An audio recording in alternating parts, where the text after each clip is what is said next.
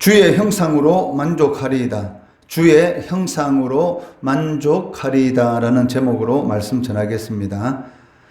시편 17편의 내용은 거짓 고소를 당해서 공경에 처한 시편 기자가 성전에 가서 밤새 기도 드리는 그러한 내용을 배경으로 하고 있습니다.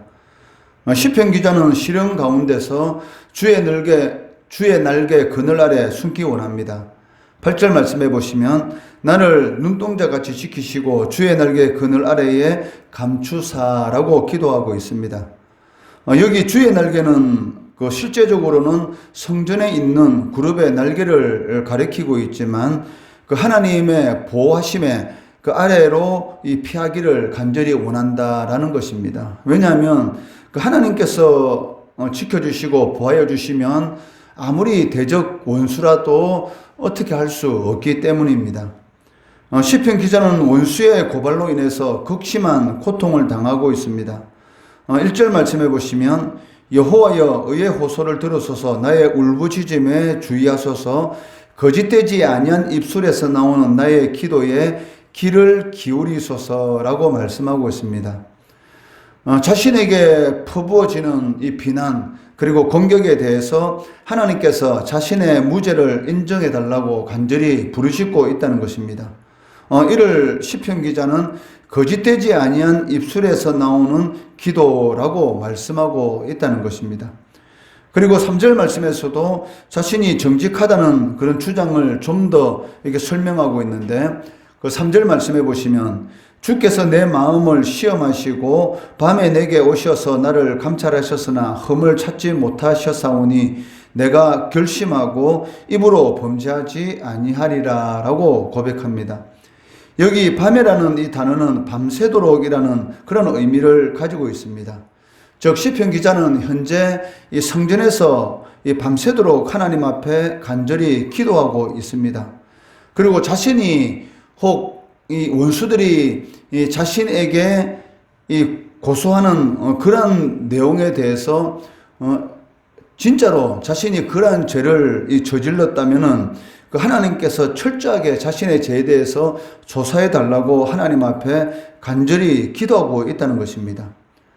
그렇지만 하나님께서 이 원수들이 자신에 대해서 고소하는 그러한 내용에 대해서 하나님께서 철저하게 자신을 감찰하였지만 자신에게서 죄를 찾지 못했다라고 선언하는 것을 볼 수가 있습니다. 3절 말씀해 보시면 흠을 찾지 못하였사오니라고 말씀하고 있습니다. 하나님께서 밤새도록 성전에서 기도하고 있는 자신을 감찰했었지만 원수들이 자신에 대해서 고소한 그런 내용에 대해서 전혀 흠을 찾지 못했다. 자신이 죄를 지은 것에 대해서 하나님께서 찾지 못했다라고 말씀하는 것을 볼 수가 있습니다. 그리고 입으로 범죄하지 아니하였다라는 이 3절 말씀을 통해서 이 말과 관련된 그런 것을 통해서 자신이 이 거짓 고소를 당하고 있는 것을 알게 됩니다. 그리고 4절 말씀에서는 그 말뿐만이 아니고 그 행위와 관련된 그러한 죄에 대해서도 자신은 죄가 없다라고 선언하고 있습니다. 4절 말씀해 보시면 사람의 행사로 논하면 나는 주의 입술의 말씀을 따라 스스로 삼가서 포악한 자의 길을 가지 아니하였사오며 라고 말씀합니다. 여기 포악한 자의 길은 그 강도질을 의미하고 있습니다. 그리고 자신이 이러한 길을 피할 수 있었던 것은 주의 입술의 말씀을 따랐기 때문이다 라고 말을 하고 있다는 것이죠. 이러한 이 4절 말씀을 통해서 자신의 주위에 이 포악한 길을 걷는 사람이 많았다라는 것을 알 수가 있습니다. 그런데도 불구하고 자신이 그러한 이 행위에 휩쓸리지 않을 수 있었던 것은 무엇입니까? 바로 하나님의 말씀을 따르는 그러한 삶을 살아갔기 때문에 이 죄인의 길에 따르지 아니하고 또 오만한 자의 자리에 앉지 않는 그러한 삶을 살아갈 수 있었다라고 고백하는 것을 이렇게 보게 됩니다. 그리고 5절 말씀에서도 자신의 걸음을 자신의 의지적으로 이게 지킨 것이 아니라 하나님께서 자신을 이렇게 붙들어 주셨다라고 고백하는 것을 볼 수가 있습니다. 5절 말씀해 보시면 나의 걸음이 주의 길을 굳게 지키고 실족하지 아니하였나이다 라고 말씀합니다. 여기 주의 길이란 것은 이 악인들의 삶과는 전혀 다른 그러한 삶을 가리키고 있습니다. 그 악인들의 이 삶의 방식은 어떻습니까? 그 10절 말씀해 보시면 그들의 마음은 기름에 잠겼으며 그들의 입은 교만하게 말하나이다 라고 말씀합니다. 악인들도 그 하나님의 은혜로 말미암아 살찌고 번성합니다. 그렇지만 이들은 그것이 바로 하나님의 은혜라는 것을 전혀 인정하지 않고 있다는 것이죠. 마치 자신의 노력과 자신의 힘에 의해서 자신이 그렇게 살고 있는 것처럼 이렇게 착각하고 있다는 것입니다. 그렇지만 그 하나님께서 이 선인이나 악인이나 하나님께서 빚을 주시고 그리고 또 비를 내려주심으로 인해서 자신이 노력한 것대로 얻을 수 있는 그런 은혜를 베풀어 주셨습니다. 그런데도 불구하고 이들은 어떠한 자들입니까? 하나님의 은혜에 대해서는 전혀 알지 못하는, 하나님께서 주셨는데도 불구하고 주시지 않은 것처럼 그렇게 하나님을 대적하는 삶을 살아가고 있습니다. 이들은 이 교만한 말을 하고 그리고 실제적인 그런 행동을 통해서 하나님을 대적하는 그러한 삶을 살아가고 있지만 그 시편 기자는 그들과는 다른 주의 길을 따르는 주님이 기뻐하는 주님께 영광 돌리는 그러한 길을 굳게 지켰다라고 고백하고 있다는 것이죠. 그런데 이러한 길을 지키며 살아가고 있는 시편 기자를 향해서 이런 그 악인들이 넘어뜨리려고 공격하고 있다는 것입니다. 시편 1편에도 이 두 개의 길이 있지 않습니까? 하나는 그 의인의 길이고 하나는 이 악인들의 길입니다. 그리고 이 의인의 길은 여호와께서 인정하시지만 악인의 길은 망한다라고 말씀하고 있는데 이 두 길 가운데 그 어떤 길을 선택할 것인가? 그것은 바로 우리의 이 몫이라는 것이죠. 어쨌든 이 시편 17편의 이 기자는 그 악인들의 이러한 자신에 대한 이 공격에 대해서 주의 이 인자하심에 의지해서 이러한 위기 상황 가운데서 이 거짓 고소로 인해서 자신에게 이런 시련과 고통이 있는데 이러한 위기의 상황 가운데서 구원해 달라고 하나님 앞에 간절히 기도하고 있습니다. 7절 말씀해 보시면 주께 피하는 자들을 그 일어나 치는 자들에게서 오른손으로 구원하시는 주여 주의 기이한 사랑을 나타내소서라고 말씀하고 있습니다. 이 말씀은 그 출애굽시 바로로부터 구원받은 것을 이렇게 찬양하는 이 모세 노래와 유사한 것을 볼 수가 있습니다. 출애굽기 15장 11절에서 13절 말씀해 보시면 기이한 일을 행하는 자가 누구니까 주께서 오른손을 드신 즉 땅이 그들을 삼켰나이다. 주의 인자심으로 주께서 구속하신 백성을 인도하시되 주의 힘으로 그들을 주의 거룩한 처소에 들어가게 하시나이다 라고 고백하고 있다는 것이죠. 그러니까 기이한 일을 행하시는 이가 누구니까 즉 하나님이신 것이죠. 우리가 생각지도 못했던 그런 이런 초자연적인 그런 역사를 통해서 하나님이 살아계시다. 불가능을 가능케 하시고 없는 것을 있는 것으로 부르시는 그런 기이한 일을 행하시는 이는 바로 하나님이시고 그리고 그 하나님께서 주께 피하는 자들을 이 원수들로부터 붙들어 주시고 지켜주시고 구원해 주신다라고 고백하는 것을 볼 수가 있습니다.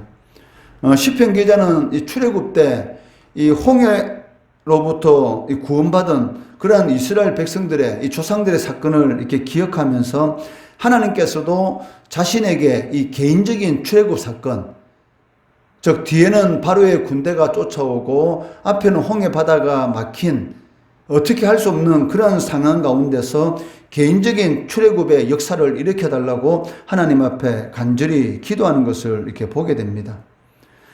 결론적으로 시편 기자는 무죄한 자에 대한 그 하나님의 구원이 반드시 성취된다라고 이렇게 고백하면서 악인들의 가치관이 무엇인가를 분명히 밝히고 있습니다. 그 이유가 무엇이냐면 자신은 그러한 가치관을 가지고 살아가고 있지 않다는 것입니다. 14절 말씀해 보시면 여호와여, 이 세상에 살아있는 동안 그들의 분깃을 받은 사람들에게서 주의 손으로 나를 구하소서. 그들은 주의 제물로 배를 채우고 자녀로 만족하고 그들의 남은 산업을 그들의 어린 아이들에게 물려주는 자니이다 라고 고백하고 있습니다. 그 악인들은 이 죽음 이후에 대한 소망이 없습니다. 그렇기 때문에 살아있는 동안 즐기고 누릴 수 있는 그런 모든 것들에 집착하고 그런 것들을 누리려고 한다는 것입니다. 그렇지만 그들이 추구하는 이러한 모든 것들은 그 헛된 것이다 라고 시편 기자는 말을 하고 있는데, 그것을 이 14절 말씀에 이 세상이라는 이 단어를 통해서 잘 나타내고 있습니다. 여기 세상이라는 이 단어는 그 미끄러지다 그리고 흐르다라는 그런 동사에서 이렇게 나온 그런 명사인데, 물처럼 흘러가 버리는 이 덧없는 그런 세상을 의미하고 있다는 것이죠. 즉, 이 흘러간다는 것입니다. 근데 흘러가는데도 불구하고 그것이 마치 자신에게 머무르고 있는 것처럼 거기에 집착해서 그것을 누리려고 하는 그러한 삶은 너무나 헛된 것이다 라고 시편 기자는 말을 하고 있습니다. 이는 세상 사람들이 이 낙을 누리기 위해서 불의한 이 재물을 축적하고 그 세상이 영원할 것이라는 그런 이 착각 속에서 살아가고 있는데, 그렇지만 이 세상의 삶이라는 것은 잠시 있다가 없어지는 그런 이 안개와 같다는 것이죠. 그 얼마나 하루하루의 삶이, 그 1년이라는 삶이 빨리 지나갑니까?